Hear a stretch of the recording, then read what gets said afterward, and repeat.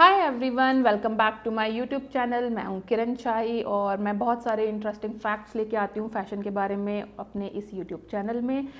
आज मैं बात करने वाली हूं एक बहुत ही अमेजिंग आर्ट की जिसको बोलते हैं रोगन आर्ट। काफ़ी सारी ट्रेंडिंग में इसकी वीडियोस चल रही थी इंस्टाग्राम पे। फिर मैंने इसके ऊपर थोड़ा सा रिसर्च किया और चेकआउट किया कि क्या होता है रोगन आर्ट। रोगन आर्ट का अगर मैं आपको मतलब बताऊँ, ये ड्राइव हुआ है प्रशियन लैंग्वेज से वर्ड। इसका मतलब है ऑयल। तो अब आपको लग रहा होगा कि आर्ट कैसे है, ऑयल है, तो उसका सारा प्रोसेस मैं आपको बताऊंगी। और इसको इंडियन टेक्सटाइल में काउंट किया जाता है। बेसिकली इस आर्ट को जो अभी तक लेके चल रही हैं इंडिया की दो फैमिलीज़ हैं, तो उन्होंने इसको अभी तक मार्केट में लेके रखा हुआ है। इनकी अपनी एक कम्युनिटी है जिसका नाम है खत्री कम्युनिटी, जो इस चीज़ के ऊपर बड़ा वर्क करते हैं। अगर मतलब कि इसमें ऐसा नहीं हो सकता कि आप फॉर एग्जांपल आप दिल्ली से बिलोंग कर रहे हो तो आप यहाँ पे मतलब कि लेबर को बुला के वर्कआउट करवा सकते हो, लेकिन इसका एक प्रॉपर हब है गुजरात में जहाँ पर ये पूरी चीज़ें बनती हैं। इनके स्पेसिफिक आर्टिशंस होते हैं जो इस चीज़ को बनाते हैं, क्योंकि इट्स नॉट ईजी कि ये आपने एक पेपर पे कुछ ड्रॉ किया और उसके बाद आपने डायरेक्ट अपना मतलब कि खाका रेडी कर लिया। इसमें डायरेक्टली ये जो पेंटिंग होती है इसको हमें फैब्रिक के ऊपर बनाना होता है बिना किसी स्केच के। ये इसका बहुत ही इंटरेस्टिंग फैक्ट है। इस फैमिलीज़ ने अपनी ये उनकी 8th जनरेशन चल रही है जो कि उन्होंने अभी तक इस चीज़ को बरकरार रखा हुआ है, बीच में कहीं पे रुके नहीं है। लेकिन हाँ, अगर रुके नहीं है तो उस पर मैं आपको एक चीज़ बताना चाहती हूँ कि 1980s में इसका ब्रेकडाउन हुआ था। उस टाइम के बाद 2014 में ये थोड़ा सा लैमलाइट में आई थी जब हम है उन्होंने गिफ्ट की थी इनकी एक पेंटिंग जिसको बोलते हैं लाइफ ऑफ अ ट्री, जो कि बनी हुई है रोगन आर्ट से पूरी। वो उन्होंने गिफ्ट की थी बराक ओबामा को। तब से ये थोड़ी सी रोगन आर्ट जो है थोड़ी लैमलाइट में आई है। रोगन आर्ट की अगर मैं आपको बताऊं कि क्या प्रोडक्ट्स बनते हैं या फैब्रिक्स कैसे होते हैं या फिर किस चीज़ पे की जाती है रोगन आर्ट, ज़्यादातर इंडिया में जो रोगन आर्ट है वो की जाती हैं ब्राइडल आउटफिट्स पे, हैवी आउटफिट्स पे। इससे बनते हैं थोड़े फ्लोरल मोटिव बनते हैं। ब्राइडल्स के जो आउटफिट होते हैं उसमें ज़्यादातर फ्लोरल मोटिव्स किए जाते हैं और प्लस उनके बॉर्डर्स जो होते हैं वो बहुत ही बारीकी से बनाए जाते हैं। तो इस आर्ट के थ्रू उसके हम लोग बॉर्डर्स बनाते हैं। बेसिकली जो हमारे आउटफिट रेडी होते हैं अगर मैं बोलूँ तो वो थोड़ा सा हमारा ब्राइडल सेक्शन में जाता है। और उसके बाद अभी थोड़ा सा एक्सपेंड भी कर लिया इन लोगों ने। तो अगर मैं एक्सपेंड करने की बात करूँ तो एक्सपेंड करते हुए इन्होंने वॉल हैंगिंग्स हो गए, लाइक होम डेकोर की चीज़ें, वॉल हैंगिंग्स हो गए, बेड शीट्स हो गए, कुशन कवर, तो इस चीज़ में इन्होंने थोड़ा एक्सपेंड किया है और इनको मार्केट अच्छी मिल रही है। They are doing very good right now. And plus एक बहुत ही इंटरेस्टिंग चीज़ है इसकी कि जब 2014 में ये लैमलाइट में आई है उसके बाद हमारे इंडिया के एक डिज़ाइनर हैं, उन्होंने इसको शोकेस किया है पेरिस के फैशन वीक पे। तो वहाँ पे उन्होंने अपनी कोलैबोरेशन की थी। वहाँ पे ये इस पर्टिकुलर रोगन आर्ट से इंस्पायर होकर उन्होंने अपनी कलेक्शन निकाली थी। उनका नाम जरूर आप स्क्रीन पे देख सकते हो। और प्लस उसके बाद इसको थोड़ी सी और मार्केट मिली, तो फिर ये लैक्मे फैशन वीक में शोकेस हुई थी।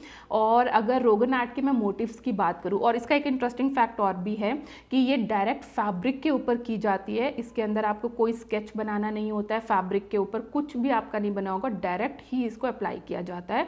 और इसके अंदर जो मोटिव्स ज़्यादातर यूज़ किए जाते हैं, एक तो मैंने आपको बताया फ्लोरल तो यूज़ करते हैं हम लोग, ट्री बहुत यूज़ करते हैं, पिकॉक यूज़ करते हैं, ज्योमेट्रिकल पैटर्न्स इसके अंदर बहुत सारे यूज़ होते हैं। अब मैंने जैसे आपको थोड़ा सा तो इंट्रोडक्शन दे ही दिया है रोगन आर्ट का। अब मैं आपको बताऊँगी इसका प्रोसेस और कैसे ये पूरा फॉर्म होता है और कैसे ये फैब्रिक पे लेके हम लोग उसको बनाते हैं पूरा। रोगन आर्ट का एक प्रोसेस होता है, थोड़ा सा मैंने आपको पहले बता रखा है लेकिन मैं फिर भी आपको बताती हूँ कि इसके अंदर जो फैब्रिक होता है, फैब्रिक के ऊपर डायरेक्ट हम लोगों को पेंट करना होता है बिना किसी स्केच के। तो ये कैसे पॉसिबल है वो मैं आपको बताती हूँ।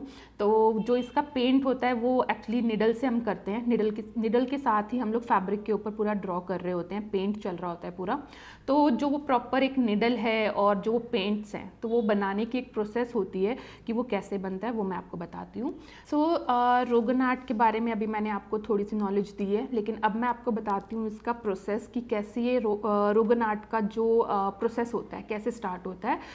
एक छोटी सी इन्फॉर्मेशन देती हूँ पहले तो मैं आपको कि फैब्रिक के ऊपर ये डायरेक्ट बनता है, पेंट और निडल को यूज़ करके बनाया जाता है, कोई स्केच नहीं बनाना होता है इसमें। तो अब ये जो इसका पेंट और निडल जो होती है, जो मेन मिस्ट्री है ये कैसे चलती है वो मैं आपको बताती हूँ। तो इसके लिए हमें क्या चाहिए होता है, हम प्रोसेस कैसे बनता है, पेंट कैसे बनता है इसका। तो सबसे पहले कैस्ट्रोल ऑयल को हमें बॉईल करना होता है फॉर 10 आवर्स, ताकि जब वो बॉईल होता है उसके बाद ना उसको जेली लाइक सब्सटेंस की तरह हमें बनाना होता है कि वो जेली की तरह बन जाए। है एक, और जैसे वो जेली की फॉर्म लेता है फिर उसके अंदर हम लोग थोड़ा सा वाटर ऐड करते हैं ताकि एक थिक पेस्ट बन जाए उसका। तो जब वो थोड़ा थिक पेस्ट बनता है तो वो थोड़ा स्टेबल हो जाता है कि अगर हम लोग अपने कपड़े के ऊपर डाल रहे हैं उस कलर को तो वो थोड़ा सा अच्छी फॉर्म लेता है, ताकि हमें अपनी निडल को डिफरेंट डिफरेंट पैटर्न की तरह घुमाना पड़ता है। कई बार फ्लोरल बनाने पड़ते हैं, कई बार हम लोगों को पैटर्न्स अलग ज्योमेट्रिकल पैटर्न्स बनाने पड़ते हैं। तो वो उस शेप को देने के लिए हमें उसको पहले जेली लाइक सब्सटेंस में कन्वर्ट करना पड़ता है, फिर उसको हल्का सा पेस्ट बनाना पड़ता है।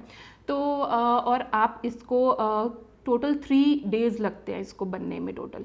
तो 3 डेज़ के बाद आप इनको 15 डेज़ के लिए इस कलर को आप रख सकते हो, लेकिन आफ्टर 15 डेज़ ये ड्राई हो जाता है, उसके बाद आप इसको यूज़ नहीं कर सकते हो। और इसको हम लोग नेचुरल पिगमेंट्स इसके अंदर ऐड की जाती हैं कलर्स और ऐड करने के लिए।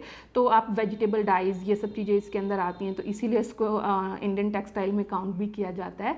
और इसमें एक मेन येलो कलर होता है, तो जो हमारा येलो कलर होता है उसके अंदर हम लोगों को बहुत ही अलग अलग कलर्स मिक्स करके न्यू कलर्स फॉर्म करने पड़ते हैं। ये इसका एक प्रोसेस है कि जो हम लोग इसके पेंट्स को रेडी करते हैं, और बहुत ही लंबा टाइम लगता है एक्चुअली। अगर आप रोगन आर्ट सीखना चाहते हो, देखना चाहते हो, समझना चाहते हो तो इंटरनेट पे बहुत सारी वीडियोस मिल जाएंगी, बट इसका टाइम बहुत लॉन्ग टाइम टेकिंग होता है प्रोसेस समझने के लिए और सीखने के लिए, और बहुत सारी मेहनत करनी पड़ती है इस चीज़ के लिए। सो गाइज, ये था इंटरेस्टिंग फैक्ट और स्टोरी रोगन आर्ट की जो मैंने आपको बताई है। आई नो ये शॉर्ट स्टोरी है, लेकिन कभी मुझे टाइम मिलेगा तो ज़रूर जाके शूट करके आपको दिखाऊंगी पूरा प्रोसेस। तो अभी तो मैं इतना ही समझा सकती हूँ।